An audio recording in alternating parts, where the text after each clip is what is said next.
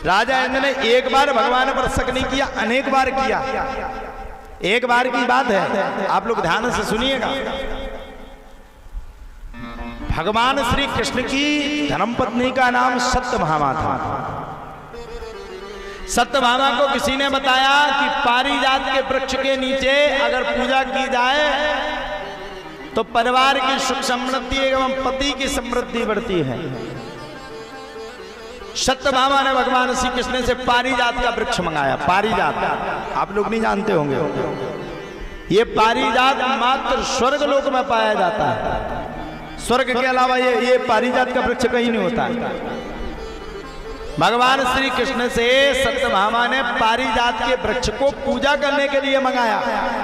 अब भगवान श्री कृष्ण तो भगवान ठहरे, गए जाकर के पारिजात के वृक्ष के लिए राजा इंद्र के सामने से पारिजात के वृक्ष को लेकर के आ गया। राजा इंद्र को बड़ा भारी बुरा लगा। अब राजा इंद्र अब भी भूल गया कि ये भगवान है। राजा इंद्र ने भगवान को युद्ध के लिए ललकार मारा। अब भगवान तो भगवान है, भगवान के सामने कोई क्या टिकेगा। जिसने पूरी सृष्टि का अनवरण किया, संहरण किया, जिसने पूरी सृष्टि को पाला पोसा बड़ा किया, भला जो सृष्टि का पिता है, मान लो आज हम इस आश्रम के आधिपत्य हैं, महंत हैं, आश्रम पे सेवा दे रहे हैं, और कल के दिन कोई आए हमारे दुकान में दे, वो आश्रम से निकाल दे, ऐसा तो नहीं होता ना भाई। आश्रम को सींचा, बड़ा किया, सब कुछ किया, और आश्रम को कोई और ले जाए तो पहली बार सुना। ऐसे ही राजा इंद्र भी भगवान को ललकारने लगा। भगवान को बड़ी हंसी आई, और भगवान ने हंसी में आकर के राजा इंद्र के युद्ध के निमंत्रण को स्वीकार कर लिया, और गरुड़ पर बैठा करके स्वयं सत्यभामा के साथ भगवान श्री कृष्ण गरुड़ पर आरूढ़ होकर के इंद्रलोक पहुंच करके राजा इंद्र के निमंत्रण को स्वीकार कर लिया। महाराज सभी देवताओं ने भगवान के ऊपर एक सांस में कई हजार तीरों से प्रहार किया। राजा इंद्र की कई अक्षौणी अक्षुण्ण सेना जिसने भगवान के ऊपर प्रहार किया, लेकिन विश्वास मानो भगवान के एक तीर ने लाखों तीरों को पकड़ पकड़ करके काट दिया, एक साइड कर दिया। चला युद्ध, भयंकर युद्ध। राजा इंद्र ने बड़े बड़े अस्त्र शस्त्र का प्रयोग किया, भगवान ने भी बड़े बड़े अस्त्र शस्त्र का प्रयोग अनुसंधान को जाकर के रोक दिया। भगवान ने बड़े बड़े अस्त्र शस्त्र को जाकर के रोक लिया। अब तो भैया राजा इंद्र को बड़ा भयंकर बुरा लगा, सो राजा इंद्र ने भगवान के ऊपर वज्र से प्रहार कर दिया। भगवान ने भी हाथ में तुरंत चक्र को हाथ में ले लिया, छुंगली पर ले लिया। अब सभी देवी देवता कांप गए। एक हाथ में वज्र, एक हाथ में चक्र, अगर दोनों चल जाए तो पृथ्वी लोक में संपूर्ण विनाश हो जाए, कोई बचे ही नहीं। इतना भयंकर, इतना भयानक युद्ध की तीनों लोक में हाहाकार मचने लगा। मानो तीनों लोग हाहाकार की स्थिति परिस्थिति में जाकर के अनवरण करने लगे, संवरण करने लगे। तीनों लोग बड़े भारी भयंकर परेशान हो गए। भगवान ने भी हाथ में चक्र ले लिया, इंद्र ने वज्र का प्रहार ले लिया। अब भगवान जानते हैं कि अगर सामने मैंने चक्र का प्रहार किया या सामने से मैंने चक्र को चलाया तो तीनों लोग जल करके भस्म हो जाएंगे। राजा इंद्र ने अपने वज्र का प्रहार किया, भगवान ने वज्र को पकड़ करके हाथ में ले लिया। राजा इंद्र का ऐरावत नाम का हाथी था, उसने भगवान श्री कृष्ण के ऊपर प्रहार किया तो भगवान श्री कृष्ण के जो सारथी थे गरुड़ भगवान, उन्होंने स्वयं ऐरावत नाम के हाथी के ऊपर प्रहार करके उसको घायल कर दिया। अंत में भगवान ने ब्रह्म शिरस्त्र का प्रयोग किया। अब राजा इंद्र समझ गया। अच्छा, राजा इंद्र कई बार भक्त हुए भगवान के हाथ से।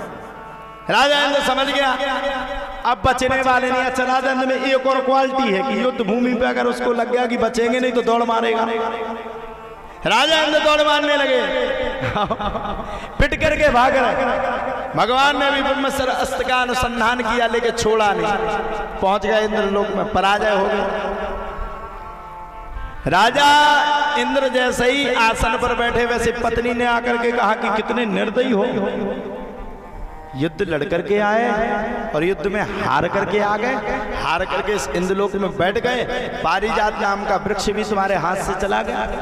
तुम पे युद्ध नहीं बनता है, बैठ जाओ यहीं पर, तुम्हारे बस की ये युद्ध नहीं है, तुम ये युद्ध लड़ नहीं सकते हो, तुम्हारे बस की युद्ध करना नहीं है, तुम बिल्कुल शांत रहो, अब की बार का युद्ध करने के लिए मैं स्वयं जाऊंगी। अब तो साहब क्या कहें। जैसे ही इतनी बातों को सुना वैसे ही राजा इंद्र की धर्म पत्नी भगवान से युद्ध करने के लिए चल पड़ी। भगवान की धर्म पत्नी सत्यभामा भी बैठी थी। सत्यभामा ने भगवान से कहा, आप चिंता मत करिए, मैं आपके साथ हूं। और सत्यभामा ने क्या किया, सत्यभामा ने राजा इंद्र की पत्नी से युद्ध करने के लिए तैयार है। सत्यभामा स्वयं लक्ष्मी है। अब देवताओं के गुरु बृहस्पति ने देखा कि ये इंद्र की पत्नी तो पागल है गई, सत्यभामा से जाकर के लड़ने के लिए तैयार हो गई। इंद्र की पत्नी को देख करके तुरंत देवताओं के गुरु बृहस्पति जी ने बृहस्पति जी महाराज ने प्रकट होकर एक सांस में राजा इंद्र की पत्नी को समझा, अरे पागल, किसके ऊपर प्रहार कर रही है, किसको मानना चाहती है, ये कोई साधारण मनुष्य नहीं है, ये स्वयं श्री हरि विष्णु हैं। और ये जो माता तेरे सामने खड़ी हुई है ये कोई ऐसी वैसी नहीं है, ये स्वयं माता लक्ष्मी है। माता लक्ष्मी से लड़ने के लिए तैयार है, जिसने पूरी सृष्टि को बनाया। मन्ना है क्या तुझे, लौट जा अपने नगर की ओर। तब जाकर के इंद्र की पत्नी और इंद्र का स्वयं आंखें जो चकाचौंध में डूबी हुई थी वो खुल करके दोनों पति पत्नी भगवान के सामने आ गए और सामने आकर के हाथ जोड़ करके भगवान को नतमस्तक करने लगे। और भगवान भी इतने बड़े दयालु हैं कि तुरंत ऐरावत नाम के हाथी को छोड़ दिया और पारिजात नाम के वृक्ष को भी देने लगे। लेकिन राजा इंद्र ने कहा कि जाओ भगवान, ये वृक्ष आपका है, जब तक आप द्वारकापुरी में स्थित हैं जब तक ये वृक्ष वहीं पर रहेगा, और जिस दिन आप द्वारकापुरी को छोड़ करके वैकुंठ लोक में जाओगे उस दिन ये अपने आप स्वर्ग लोक में आ जाएगा। पारिजात नाम के वृक्ष को भगवान लाए और राजा इंद्र के अपमान को भी भगवान ने दूर किया। बस भगवान एक ही बात कहते, भगवान को पाने का बस एक ही तुम गुरु मंत्र याद कर लो, कुछ नहीं। दो चीजें याद कर लो, एक अपने गुरु और इष्ट के प्रति श्रद्धा, और दूसरा क्या, दूसरा गुरु मंत्र ये है कि मरते मर जाना, पैसे को इतना बढ़ जाए।